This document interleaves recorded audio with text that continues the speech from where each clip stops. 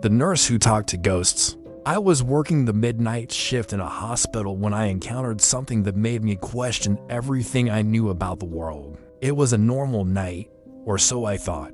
I was working in a busy emergency room, dealing with everything from drunk patients to people who had passed out from drug overdoses. It was the usual chaos that came with working in the ER. As a nurse, I had seen my fair share of strange things, but nothing could have prepared me for what happened next. It was around 3 a.m., and I was taking a break in the staff room when it happened. The lights flickered and went out, plunging us into total darkness. For a moment, there was silence, just the sound of our own breathing in the dark. Then the emergency alarm sounded, piercing the eerie quiet. My heart started racing. I grabbed my flashlight and ran to the source of the commotion. It was coming from the pediatric ward. As I rushed down the hallway, I could hear the faint sound of a child crying. I turned the corner into the ward and gasped. All the incubators and bassinets were empty. The room was deserted. I shone my light around, my heart pounding in my chest. Where were the patients? Had they all been kidnapped? Was this some kind of elaborate prank? My mind raced, trying to make sense of what I was seeing. Suddenly, I heard a voice. It was the same voice that I'd heard in the hallway. It was a little girl's voice, and she was crying. I followed the sound and saw her sitting on the edge of an empty bassinet. She was only a few months old, I estimated, and she was crying out for help. I don't want to scare you, but what I'm about to tell you is true. I'm telling this story to spread awareness about an issue that's close to my heart. I reached out to her and asked, "Are you okay? Do you need some help?" But when I touched her, I felt nothing. Her body was cold, like ice. I pulled away my hand quickly, my mind in shock.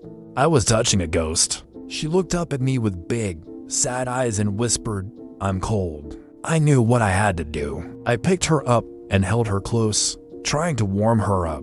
I didn't know if it was possible, but I had to try. I felt a sense of urgency, like I was in a race against time. Then, right in front of me, she started to fade away. I held on to her tighter, desperate to keep her here. "Don't leave," I whispered, my voice cracking. "Stay with me." But she was already gone. 1 minute she was in my arms, the next she was just a memory. As I sat there holding the empty blanket, I couldn't help but wonder why she had chosen me. Why did she appear to me in the middle of the night? What was her story? These questions haunted me, and I was determined to find the answers. After my shift, I went back to the hospital's computer system to dig through patient records. I searched for any information on a young girl who might have died recently, and then I found her. Her name was Lily, and she had died a week ago from a rare disease. She was only 2 months old. As I learned more about Lily, I couldn't shake the feeling that I had let her down. I should have known something was wrong. When I first touched her, I had a chance to help her, but I was scared. I froze. I was terrified of what I had encountered. Her parents must have been frantic with worry, wondering what had happened to their little girl. I can't imagine the pain they went through, not knowing that their daughter had actually appeared to me. It's a burden that I carry with me still.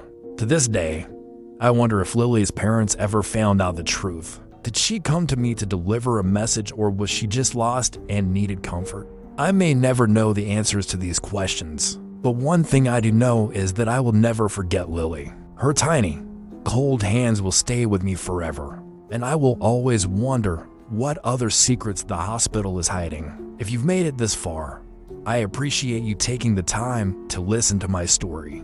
If you're interested in hearing more, please stay tuned for more updates. Thank you.